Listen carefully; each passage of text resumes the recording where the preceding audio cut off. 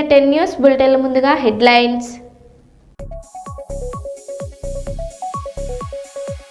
విశాఖలో బహిరంగ జూదం, పిక్నిక్ పేరుతో భారీ ఎత్తున పేకాట నిర్వహణ.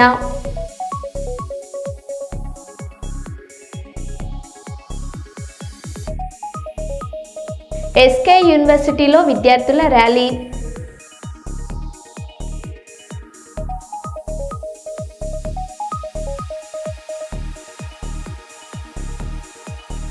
వరంగల్ జిల్లాలో వరదలు విపత్తులపై మాక్ డ్రిల్ నిర్వహించిన జిల్లా అధికారులు.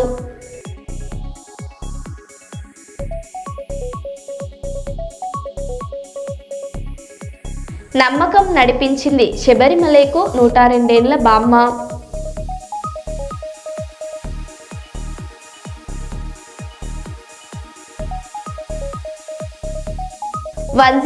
ఉద్యోగుల సమస్యలు పరిష్కారం చేయాలని సిఐటియు ఆధ్వర్యంలో కర్నూలులో ధర్నా.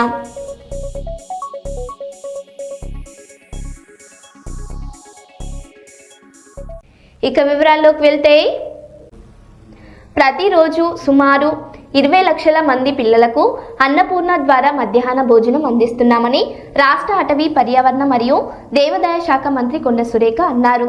వరంగల్ నగరంలోని ఏనుమాములలో ఉన్న ఇస్కాన్ ఫౌండేషన్ ఆధ్వర్యంలో ఏర్పాటు చేసిన అన్నపూర్ణలోని అత్యాధునిక వంటగదిని వర్ధనపేట శాసనసభ్యులు కేఆర్ నాగరాజు, మేయర్ గుండు సుధారాణి మరియు రాష్ట్ర అటవీ పర్యావరణ మరియు దేవాదాయ శాఖ మంత్రి కొండ సురేఖ ప్రారంభించారు.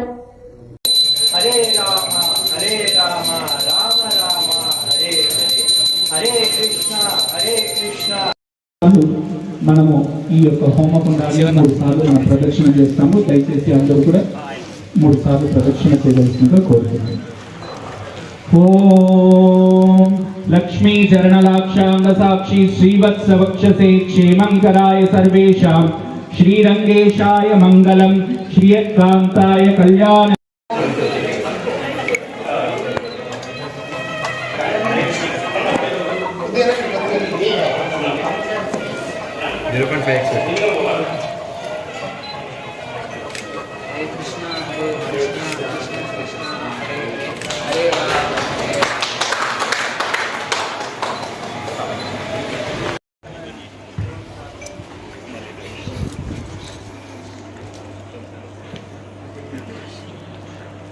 Hare Krishna, Krishna Krishna, Hare Hare. We have a small video on Akshay Bhatra. Request everyone to focus on the screen. ఒక్కో దాంట్లో 500 కేజీల కూరగాయలు వేయచ్చు మనం ఒకటేసారి ఒక్కో దాంట్లో. సో 30 నిమిషాల్లో మనకి కూర రెడీ అయిపోతుంది. 500 కేజీల కూర రెడీ అయిపోతుంది. అవన్నీ మనం ప్రీతిమెంట్గా చేసి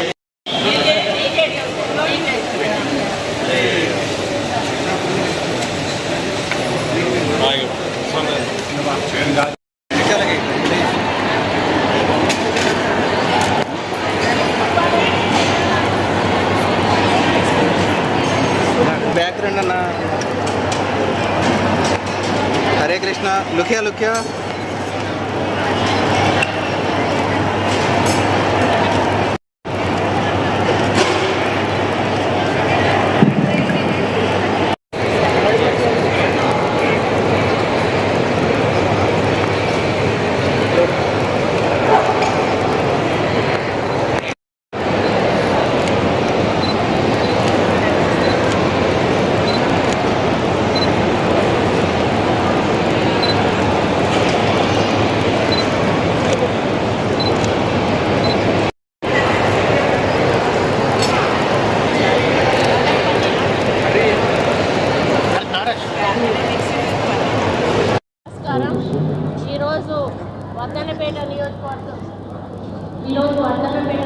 నియోజకవర్గంలోని మరి ఇక్కడ ఏనుమాముల దగ్గర ప్రాంతంలో ఇస్కాన్ వాళ్ళు కిచెన్ కొత్తది ఓపెనింగ్ చేయడానికి మమ్మల్ని ఆహ్వానించడం జరిగింది.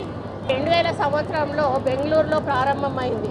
అంటే భారతదేశంలో ఏ బిడ్డ కూడా ఆకలి కారణంగా విద్యకు దూరం కాకూడదు అనే దృఢ నిశ్చయంతో మరి ఈ సంస్థ పుట్టడం జరిగింది. మధ్యాహ్న భోజన పథకం అంటే ప్రభుత్వ పాఠశాలల్లో చదువుకునే పిల్లలకు ప్రతిరోజు నాణ్యమైన రుచికరమైన మరి వేడి భోజనాన్ని అందించడం ఈ సంస్థ యొక్క ప్రధాన లక్ష్యం.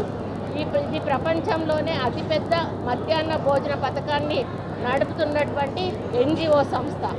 సాంకేతికత వీరు అత్యాధునికమైనటువంటి సెంట్రలైజ్డ్ కిచెన్ ఇప్పుడే మనం చూసాము, కేంద్రీకృత వంటశాలలు ఉపయోగిస్తారు. వీటి ద్వారా కేవలం కొన్ని గంటల్లోనే లక్షలాది మందికి కూడా భోజనం సిద్ధం చేస్తారు. ఉదాహరణకు ఒకే గంటలో 40,000 చపాతీలను కూడా తయారు చేయగల యంత్రాలు వీరి దగ్గర ఉన్నాయి. ప్రస్తుతం భారతదేశంలో 16 రాష్ట్రాలు 3 కేంద్రపాలిత ప్రాంతాల్లో ఉన్న సుమారు 22,000కు పైగా పాఠశాలల్లో 2 మిలియన్లు అంటే 20 లక్షల కంటే ఎక్కువ మంది పిల్లలకు ప్రతిరోజు వీళ్ళు ఆహారం అందిస్తూ ఉన్నారు. ఇది భారత ప్రభుత్వం మరియు వివిధ రాష్ట్రాల ప్రభుత్వాల సహకారంతో PPP మోడ్లో మరి నడుస్తూ ఉన్నటువంటి విషయం. గుర్తించాల్సిన అవసరం ఉన్నది. ఈరోజు ఏ లాభం కూడా ఆశించకుండా లక్షలాది మంది పిల్లలకు ఈరోజు భోజనం చేస్తున్నారంటే దాని వెనుక ఉన్న ఆ ప్రభుపాద స్వామి వారు ఈరోజు వారు లేకున్నా కూడా వారు ఈరోజు ప్రజల మధ్యలో బతికే ఉన్నారు. వారిది కంటిన్యూ అయితేనే ఉంది. ఈరోజు మదర్ తెరీసాను ఏ విధంగా మర్చిపోరో ప్రపంచము, ఈ స్వామి గారిని కూడా మర్చిపోరు. కాబట్టి హరే కృష్ణ హరే రామ అనేది తెలియని వారు మనకు ఇక్కడ ప్రపంచంలో లేరు. వాళ్ళు విదేశాల నుంచి కూడా చాలామంది వచ్చి ఇక్కడ వాళ్ళ సేవలు అందించిపోతూ ఉంటారు. మరి చెన్ను డొనేట్ చేయడం వలన దీని నుండి వేలాది మంది పిల్లలకి ఈరోజు భోజన సదుపాయం అందించేటువంటి అవకాశం ఉంది. అదేవిధంగా మేము కూడా దేవాలయాల్లో భూముల్లో వాళ్ళకి ఎక్కడైనా అవసరం ఉంది అంటే కూడా మేము మన హైదరాబాద్లో కూడా ఒక 2 ఎకరాల స్థలాన్ని కూడా కిచెన్ కోసం ఇవ్వడం జరిగింది. కాబట్టి ఇటువంటి మంచి కార్యక్రమాల కోసం మా ప్రభుత్వం ఎప్పుడూ సిద్ధంగా ఉంటుంది. రేవంత్ రెడ్డి గారు కూడా ప్రోత్సహిస్తారు. వరంగల్ జిల్లా నర్సంపేట పట్టణంలోని ప్రధాన రహదారిపై అలుగు అనే జంతువు ప్రత్యక్షం కావడంతో ప్రజలు ఆ జంతువును ఆసక్తిగా తిలకించారు.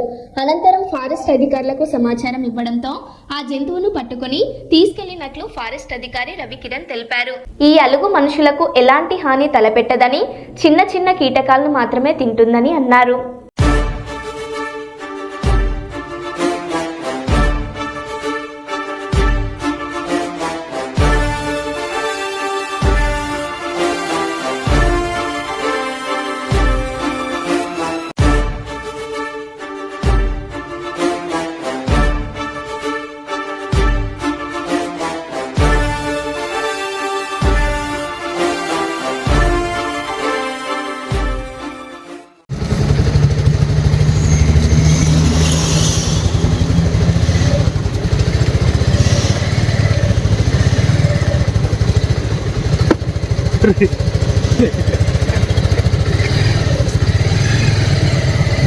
ఆపు రాజన్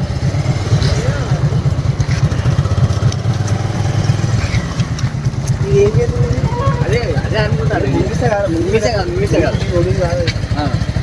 అంతా సింగ్ ఇచ్చిన కర్నూలు జిల్లా కొసగిలో వైఎస్ఆర్సీపీ ఆంధ్రప్రదేశ్ మాజీ ముఖ్యమంత్రి వైఎస్ జగన్మోహన్ రెడ్డి జన్మదిన వేడుకలు ఘనంగా నిర్వహించారు.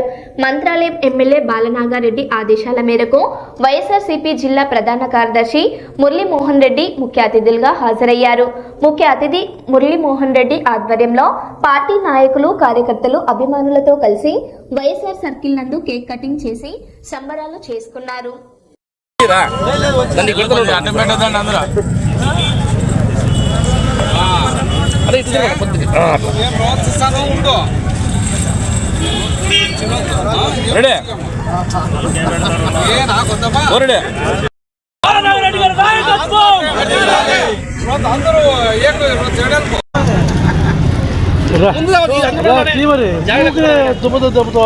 అది పడకూడదు, ఇది పడాల ఫోటో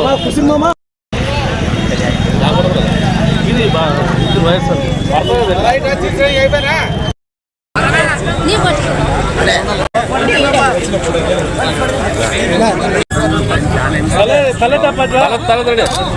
తల తల ఎత్తిట్లే చూడు.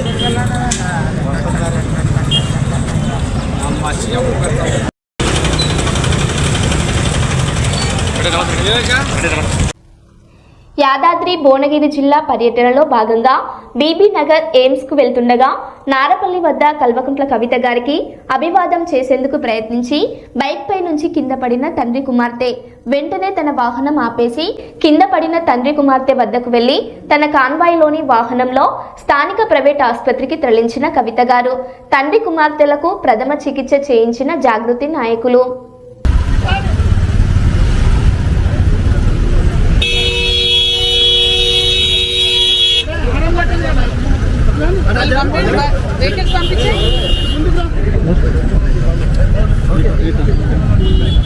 మన దగ్గర కిట్ ఉందా?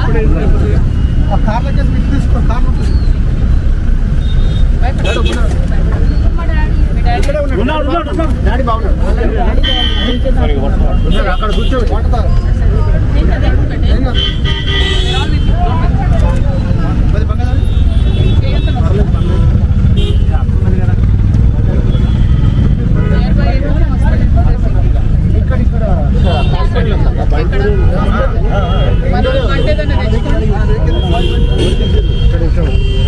పక్కన హాస్పిటల్ ఉందంట.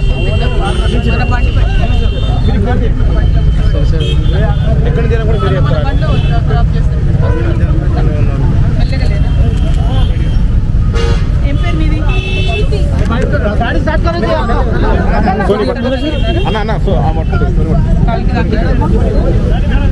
బిట్టు బిట్టు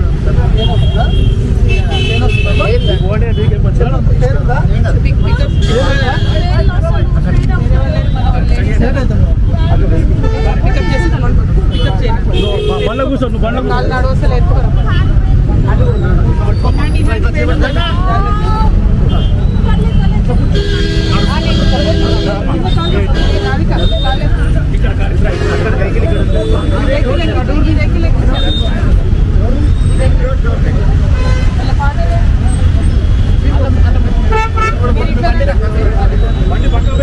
అక్కడ పెట్టినా వద్దు. వాళ్ళ డాడీ వాళ్ళ డాడీ అన్న ఇట్రా ఎక్కువ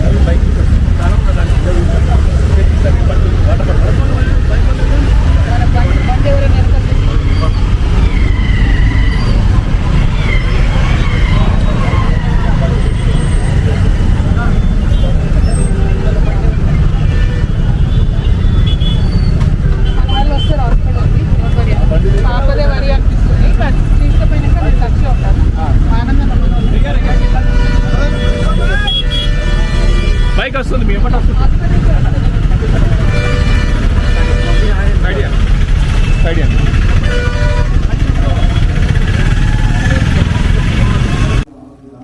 వరంగల్ జిల్లా వరదలు విపత్తుల నుండి ప్రాణాలను ఎలా కాపాడుకోవాలో అనే దానిపై వరంగల్ జిల్లా అధికారులు మాక్ డ్రిల్ నిర్వహించారు. నగరంలోని చిన్నవడ్డపల్లి ప్రాంతంలో వరద ముంపులో గురైన కాలనీవాసులను అప్రమత్తం చేస్తేనే వరద ప్రవాహంలో వివిధ శాఖల సిబ్బంది ఏ విధంగా శ్రమిస్తారు, వారి సేవలను మాక్ డ్రిల్ రూపంలో చూపించారు.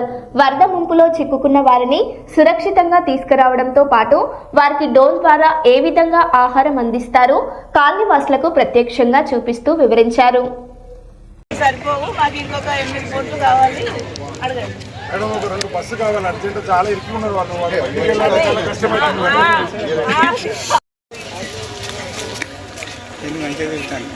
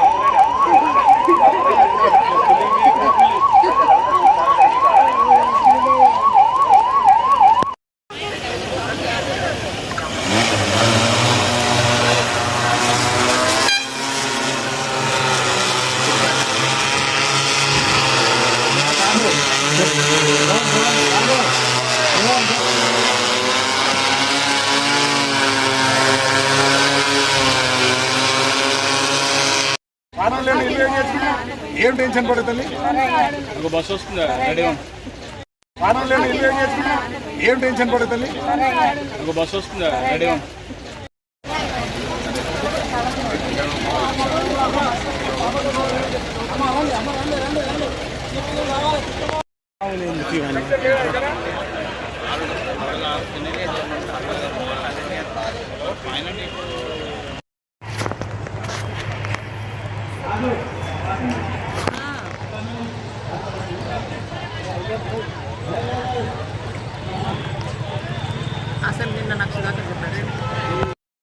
క్యాంప్ తీసుకుపోండి అమ్మ మీరు ఏం టెన్షన్ పడదు ఏం కాదు ఇంకా రండి చిన్న షూటింగ్ చిన్న shooting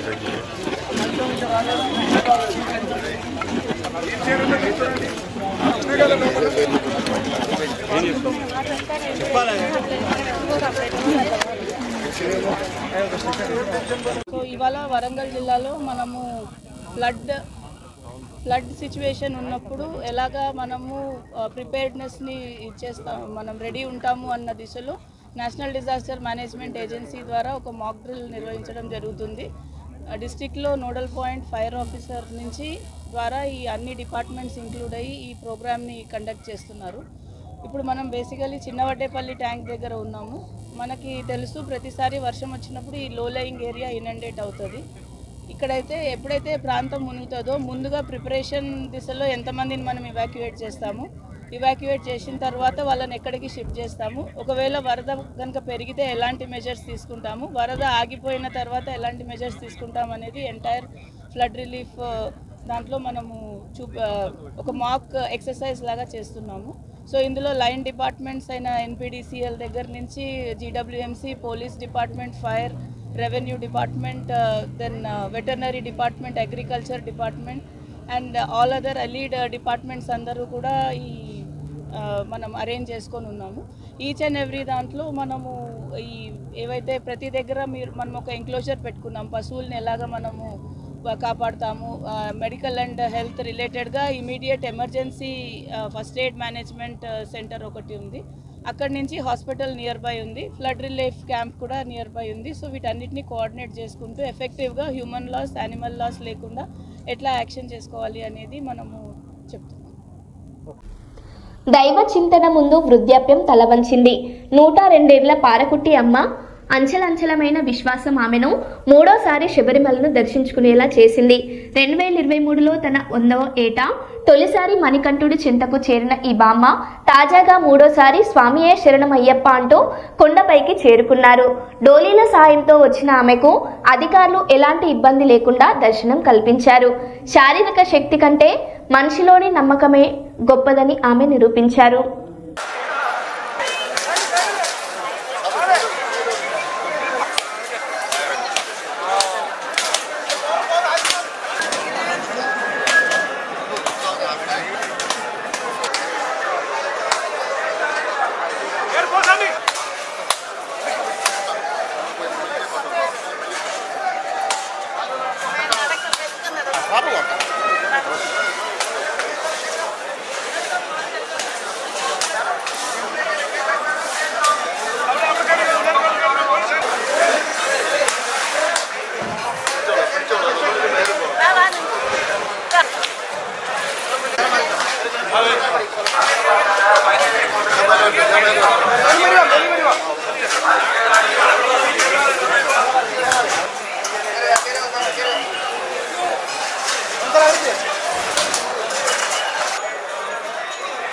sir back sir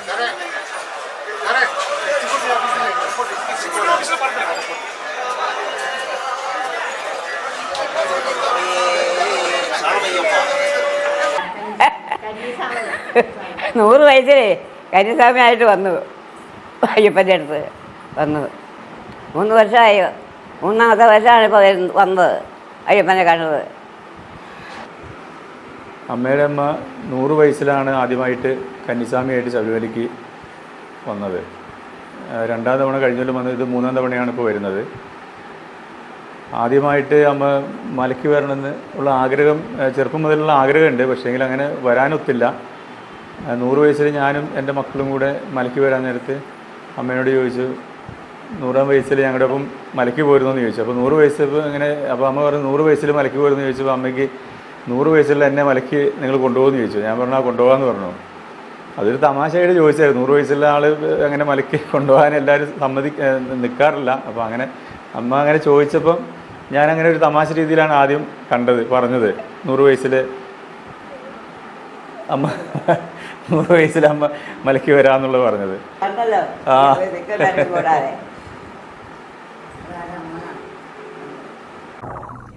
Mangalagiri స్థానిక రైల్వే స్టేషన్కు వచ్చిన 13 ఏళ్ల బాలికపై అత్యాచారం.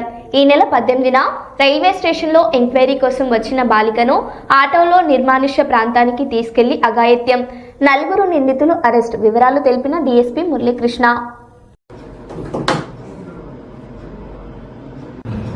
నమస్తే అండి, నా పేరు మురళీకృష్ణ, గుంటూరు నార్త్ డిఎస్పీ మంగళగిరి. మొన్న అంటే 19/12/2025 తేదీ మధ్యాహ్నం 1:30 సమయంలో మంగళగిరి టౌన్కి చెందినటువంటి ఒక స్త్రీ ఒక రిపోర్ట్ ఇచ్చింది.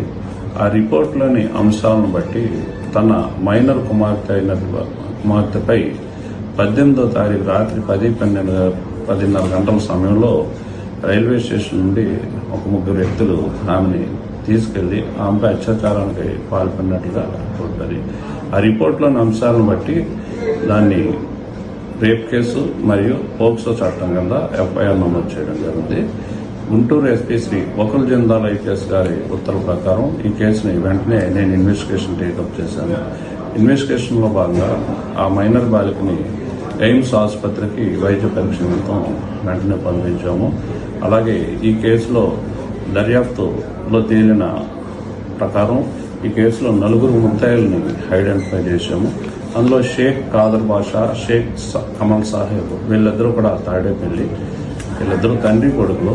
షేక్ కాదర్ బాషా డ్రైవర్గా పనిచేస్తాడు, షేక్ కమల్ తన కొడుకు ఎలక్ట్రీషియన్గా పనిచేస్తాడు. అలాగే మిగిలిన ఇద్దరు కూడా షేక్ సలీం, షేక్ రబ్బానీ, వీళ్ళిద్దరూ కూడా డ్రైవర్లు, విజయవాడ ఉన్న ఏరియాలో ఉంటారు వీళ్ళు. ఇందులో మొదట చెప్పినటువంటి కాదర్ బాషా, సలీం, రబ్బానీ వీళ్ళు ముగ్గురు కూడా 18వ తారీఖు నైటు మంగళగిరి రైల్వే స్టేషన్లో తచ్చాడుతుంటారు డ్రైవర్లు వీళ్ళు. అదే సమయంలో ఈ మైనర్ బాలిక రైల్వే స్టేషన్లో తన స్నేహితుడితో తిరుగుతూ ఉండగా ఈ అమ్మాయిని గమనించి అమ్మాయితో మాటల్లోకి దించి వారితో పాటు ఉన్నటువంటి ఆటోలో అమ్మాయిని ఎన్హెచ్ పక్కన ఉన్నటువంటి ఓపెన్ ప్లేస్కి తీసుకెళ్లి అమ్మాయిపై అత్యాచారానికి పాల్పడతారు. అలాగే అక్కడ నుండి వేరే ప్రదేశానికి కూడా ఓపెన్ ప్లేస్కి తీసుకెళ్లి అత్యాచారం చేస్తారు. అక్కడ నుండి కేఎల్ రావు నగర్ కాలనీ తాడేపల్లి ఈ షేక్ కాదర్ బాషా ఇంటికి తీసుకెళ్లి అమ్మాయితో అక్కడ శారీరకంగా కలుస్తాడు. అతను మాత్రమే కాకుండా అతని కొడుకు కూడా శారీరకంగా అమ్మాయితో కలిసేటట్టుగా ఎంకరేజ్ చేస్తాడు. ఈ 4 కూడా అరెస్ట్ చేశాము. వీరిని ఈరోజు సాయంత్రం రిమాండ్కి పంపిస్తున్నాము. అలాగే వీళ్ళ మీద హిస్టరీ షీట్స్ కూడా ఓపెన్ చేయడం జరుగుతుంది. ఇటువంటి సంఘటనలకు పాల్పడే బ్యాడ్ వైసెస్ ఉన్నటువంటి వారికి పోలీసు వారి హెచ్చరిక. పోక్సో చట్టం ప్రకారం కఠినమైన శిక్షలు ఉన్నాయి.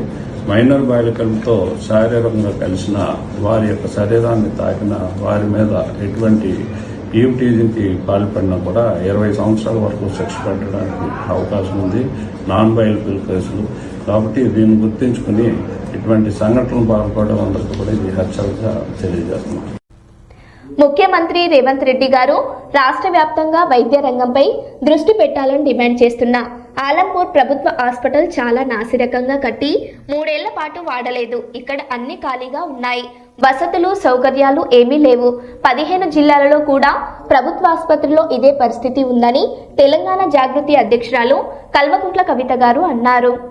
100 పడకల హాస్పిటల్ శాంక్షన్ అయింది, బిల్డింగ్ కట్టినారు. కానీ బిల్డింగ్ కట్టినప్పటి నుంచి ఇప్పటి వరకు కూడా అనునిత్యం సమస్యలే. చాలా నాసిరకంగా కట్టారని చెప్పి పత్రికా మిత్రులందరూ గగ్గోలు పెట్టుకున్నా వినకుండా అట్లానే బిల్డింగ్ కట్టినారు. కట్టిన బిల్డింగ్ని కూడా 3 సంవత్సరాలు వాడకుండా పెట్టినారు. వాడకుండా పెడితే బలవంతంగా మరి ప్రజలందరూ కలిసి ఇంకా ఓపెన్ చేయండి పాడవుతుంది బిల్డింగ్ అంటే ఓపెన్ చేసినారు. ఇప్పుడు వచ్చి ఎక్కడ చూసినా మొత్తం ఖాళీగా ఉన్నాయి. ఉండాల్సినటువంటి సామాన్ సరిగ్గా లేదు, ఉండాల్సినటువంటి స్టాఫ్ అసలే లేరు. నేను పదే పదే చెప్తున్నది ఒకటే, 15 జిల్లాలకు పోతే ఏ జిల్లాకు పోయినా కూడా అక్కడ ఉండేటటువంటి అరకొర వసతులతో అయినా సరే ప్రభుత్వ డాక్టర్లైనా, ప్రభుత్వ నర్సులైనా, శానిటేషన్ సిబ్బంది అయినా ఎంత వీలైతే అంత పేద ప్రజలకు సేవ చేస్తూ ఉన్నారు వాళ్ళకు ఉన్నటువంటి పరిమితులలో. కానీ ప్రభుత్వాలు మాత్రం మరి అండగా నిలబడి పెద్ద ఎత్తున క్యాడర్ స్ట్రెంత్ ఇద్దాము, డాక్టర్స్ ఇద్దాము, నర్సులను ఇద్దాము అనేటటువంటి ఆలోచన కనబడటం లేదు. దానివల్ల అల్టిమేట్గా ప్రజలకే ఇబ్బంది అవుతున్నటువంటి పరిస్థితిని మనం గమనిస్తున్నాం. ఇక్కడ మరి హాస్పిటల్ శాంక్షన్ అయింది, 100 బెడ్లని తెలుసు, ఇంత పెద్ద బిల్డింగ్ కట్టినామని తెలుసు, కానీ ఇప్పటి వరకు కూడా కనీసం క్యాడర్ స్ట్రెంత్ శాంక్షన్ కాలేదు. ఇది మరి ముఖ్యమంత్రి గారి ఉమ్మడి జిల్లా కిందికి ఇది వస్తుంది. మరి ముఖ్యమంత్రి గారు ఇంత ముఖ్యమైనటువంటి పట్టణాన్ని ఎందుకు రివ్యూ చేయలేదు, ఈ హాస్పిటల్ల క్యాడర్ స్ట్రెంత్ ఎందుకు పెంచలేదు అని చెప్పి మేము అడుగుతూ ఉన్నాం. తక్షణమే వైద్యం మీద దృష్టి పెట్టండి. ఏ జిల్లాకు పోయినా, ఏ హాస్పిటల్కి పోయినా ఇదే ఇబ్బందులు కనబడతా ఉన్నాయి. ఖచ్చితంగా శ్రద్ధ పెట్టమని మేము డిమాండ్ చేస్తూ ఉన్నాం. ఎట్ ద సేమ్ టైం మరి మందులు కానీ, టెస్టులు కానీ ఇక్కడ ఆలంపూర్ నుంచి గద్వాలకు పోవాలి టెస్టులకి. ఇక్కడ ఇచ్చినటువంటి శాంపుల్స్ అక్కడికి పంపించి రిజల్ట్స్ రావడానికి మినిమం 1 or 2 days పట్టేటటువంటి పరిస్థితి ఉంటుంది. మరి ఇక్కడ కూడా ఎంత వీలైతే అంత కొన్ని టెస్ట్ సౌకర్యాలు, టెస్టులు చేసేటటువంటి అవకాశం కల్పిస్తే తొందరగా ప్రజలకు సౌకర్యవంతంగా ఉంటుందని చెప్పి కూడా మేము డిమాండ్ చేస్తూ ఉన్నాం. మరి ఈ జిల్లా మొత్తం అంతా పెద్ద పెద్ద నాయకులు ఉన్నారు, అరుణమ్మ గారు ఉన్నారు, మరి చాలామంది పెద్ద నాయకులు ఉన్నారు. కాబట్టి వారందరినీ కూడా కోరుతున్నా, ఇది ఆడబిడ్డలకు సంబంధించిన విషయం, హాస్పిటల్కి సంబంధించిన విషయం, మీరు పట్టించుకొని తొందరగా క్యాడర్ స్ట్రెంత్ సాధించవలసిందిగా డిమాండ్ చేస్తున్నాం.